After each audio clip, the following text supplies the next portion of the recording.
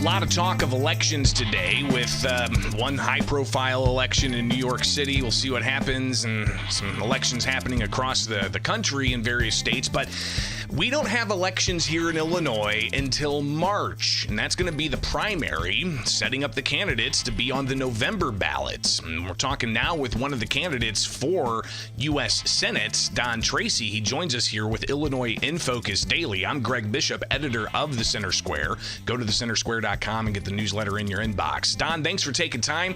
You turned in your petitions on Friday, and that's always a big deal when it comes to getting on the ballot. So how did you do? How many petitions did you end up turning in?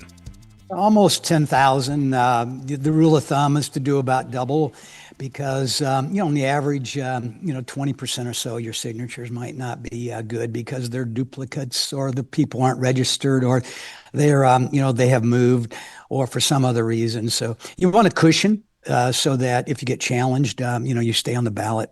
So we turned in about, a little over 9,500. And it's good to have that phase behind us, but I really enjoy that phase of a campaign because, you're going up to individual voters asking for a signature. A lot of times you get good questions, and so you have some good conversations. Don, obviously some big issues in front of U.S. senators right now, and it seems that they've voted more than a dozen times to keep the government open. It's been closed for more than a month now. It's on track, if not already, to be the longest government shutdown. How would you handle this situation, especially with those pressure points like the Supplemental Nutrition Assistance Program? And I saw that they're starting to release some WIC dollars, but all of this obviously, some important funding that should go out. How would you, if you were in the U.S. Senate, handle this? Well, I would certainly want to make sure that the American people understand that this is a filibuster shutdown. It's a Schumer Democrat filibuster shutdown. It's an abuse of the filibuster. A majority of both the U.S. Senate and the U.S. House, and of course the White House, do not want the government shut down. And the U.S. Senate would vote to open it, but they're being stopped from voting to keep the government open by a Democrat filibuster. And filibusters are important, and I support the filibuster, but this is an abuse of it. The vote, the resolution is a clean resolution. It's just a resolution that the funding has expired for the government, so let's keep it open at current funding levels. But basically, the Biden budget levels. This same bill was passed out of the Senate without a filibuster last spring. The same sort of thing, perhaps not as clean as this one, was passed, I think, 13 or 14 times under the Biden administration. And the Republicans didn't abuse the filibuster to shut down the government. It's like somebody saying, I'm losing the game, so I'm going to take my marbles and go home. The Democrat, because they want to, they're in the minority now, and they obviously don't like that, and so they're trying to get their way by concocting political leverage, by hurting the entire country with a government shutdown. It's fair and it's abuse of the filibuster, and it needs to stop. So when it comes to the filibuster, the president has said that they need to nuke that, right, and bring out that option to be able to just get the government open. Is that something that you would support? I would not support ending the filibuster. The advantage of the filibuster is that it prevents yo-yo government. Without the filibuster, every time there's a change in the Senate, in the House, in the White House, you would have a dramatic change in policy. For example, if you say what some people would think would be a far-right government, and then the Democrats took over, it would switch to what some would say would be a far-left government, and we'd go back and forth like that. So for the long-term stability of the country, we need the filibuster. The passions run hot in the House. The Senate is supposed to be a deliberative body where there is some compromise. Big stuff requires bipartisan cooperation, and the Senate is the place that happens because of the filibuster. So I would really hate to see the filibuster eliminated. If it is, then the next time the Democrats are in control, they'll probably make Puerto Rico the 51st state and Washington, D.C. the 52nd state. And those would, be, Democrat, 4 more Democrat senators. They would eliminate voter ID throughout the country. They would pack the Supreme Court. So it's really an important tool for the long-term stability of the American government. So I do like the filibuster. It's being reported But this is an abuse. Good. This is an abuse of the filibuster, though, by the Democrats. And the Democrats holding out reportedly because they want to, as Republicans are saying, have taxpayer subsidies for non-citizen health care. I mean, Illinois has been doing that for years, starting with seniors, and then they had the adults program. The governor recognizing that the cost overruns were too great, and there was some questionable accounting in the program, so he ended the one for the adults. But the senior program still going on with Illinois tax dollars funding that. Where should we go with this idea of what the Democrats reportedly are pushing to not just the non-citizen healthcare aspect, but also when it comes to healthcare in general, and how to address Obamacare? Can you address those issues? One of the reasons why I'm running for U.S. Senate is to reduce the cost of living for all Illinoisans, especially working families. And healthcare is one of the drivers of the cost of living increases. I think healthcare, I read the other day, is increasing at a rate of 2 or 3 times inflation, which I think would be around 8 or 9% a year. Healthcare costs in the United States are approaching 20% of GNP, which is unsustainable. So we've got to do a lot of work there. But this is no way to do it by shutting the government down. The government, if we're going to be taking on really hard projects like making healthcare more affordable, and continuing high quality healthcare, that needs to be done on a bipartisan basis, and it needs to be done with an operating government, not a shutdown. So this is the wrong way to approach government. It's playing political games for leverage. They've admitted that.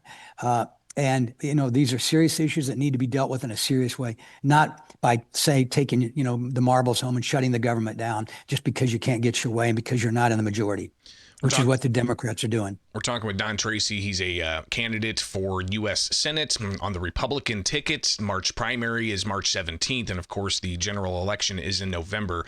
Don, we've got obviously the issue of immigration enforcement and public safety pending in front of the U.S. Supreme Court. The emergency motion the Trump administration has to reverse a lower court's decision to block the use of the National Guard for public safety. But the state of Illinois is a migrant sanctuary state. We've got legislation we're going to touch on in the next segments that they approved in the final hours early Halloween to essentially expand the state's migrant sanctuary policies by requiring hospitals, daycares, and universities to have policies and protocols for dealing when law enforcement come on to enforce things, but also concerns about law enforcement facing civil lawsuits. So how do you, as a U.S. Senator, get Illinois to fall in line with what Republicans say is the need for immigration enforcement? It just seems like if there's a way to do something wrong, the Illinois Democrat leaders find a way to do it. They were soft on crime before.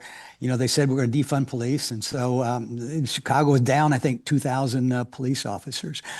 They don't believe in arresting, I guess, clearing the streets of the worst of the worst. So the governor and the mayor are encouraging protesters to resist arrest and resist federal law enforcement and even assault federal law enforcement officers. I mean, it's just insane. And then and of course, then they have the sanctuary city policies and government benefits, Illinois benefits for illegal aliens that have attracted a lot of the illegal immigration that we've experienced in Chicago in particular. We have to remember how we got here. We got here because of the Biden Democrat open border policy that brought in an additional 10 or 20 million to $20 million illegal aliens. And I don't know what has happened to this country. It wasn't that long ago that President Obama was being called the deporter in chief. He deported, I think, over 3 million in his first term, more than I believe Trump deported in his first term. And you had people like Schumer and Biden and many other Democrat leaders saying, yeah, we have to have a secure border, and border enforcement is important. You can't have a real country without borders. But how things have changed. What has changed? It's just is it? Do they? Is it about voting, non-citizen voting? And it just seems like more and more, that sort of issue creeps up there. And there have been efforts like in New York and San Francisco and other places to allow non-citizens to vote. So maybe that's it. I don't know, but it just doesn't make sense. And compare Chicago with Memphis. Memphis is also down on police officers, like 600. Memphis is also a murder capital. In fact, it's the U.S. murder capital per capita, whereas Chicago is the U.S. murder capital in totality and total numbers of murders. 2 or 3 times New York, I think 5 times L.A. murders overall. And I know Memphis. I lived in Memphis most of the 70s in law school, and I'm practicing law down there. Well, unlike Chicago's approach, Memphis has cooperated with federal law enforcement, and so they're taking advantage of federal law enforcement resources to make Memphis a safer city. They've arrested, I think, 1,500 mostly gang members. They have picked up a lot of illegal firearms. They have also found over 80 missing children. People forget that during the Biden open borders, there were thousands of unaccompanied minors that came across the border, and a lot of those kids are still missing in who knows what situations. So why, I don't know why Pritzker in particular is afraid to negotiate with the U.S. president about making Chicago a safer city. If he's afraid to negotiate with an American president, then why is he running for president? Because he'll have to negotiate with Putin and Hamas and Xi and other people like that. But if he can't negotiate with the U.S. president, how on earth is he possibly going to have to? Is he going to be able to negotiate with world leaders with large armies? Don Tracy with us here. He's running for U.S. Senate to take the seat that Democratic U.S. Senator Dick Durbin is vacating. And I want to talk about the politics here in a moment. But another big issue facing the country right now is a decision on how the president can use tariffs in trade with other countries. The president says that he needs the flexibility to be nimble to do these types of deals. But you've got people pushing back saying that he can't have unilateral authority on this. What are your thoughts? Well, the Supreme Court is going to make that decision and decide to what extent the president has tariff authority. When World War II ended, the U.S. was the last country standing. Europe was in ruins, so was Japan and China and other places around the world. And so we made a decision then, the right decision, to start subsidizing world trade through the Marshall Plan and otherwise. And we've done it for almost 80 years now. But that's at some point we should have stopped because we don't need to subsidize our main economic competitor, China, anymore. We don't even need to subsidize Europe. So I think what the president is trying to do is reset world trade policy in a way that is more of a level playing field and more fair to the U.S. And so and he's using tariffs to do that. Now, whether that's the right approach, I don't know, but I do like the fact that he is trying to reset world trade policy to create more of a level playing field and bring jobs back to the United States.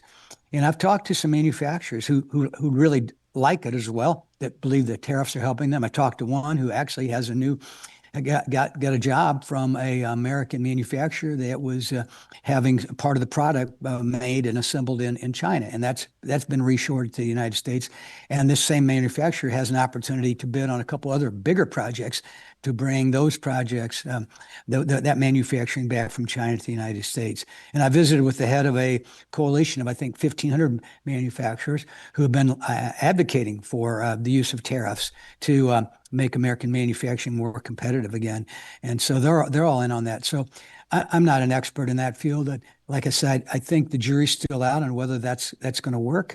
But in the meantime, tariff revenues have helped our deficit.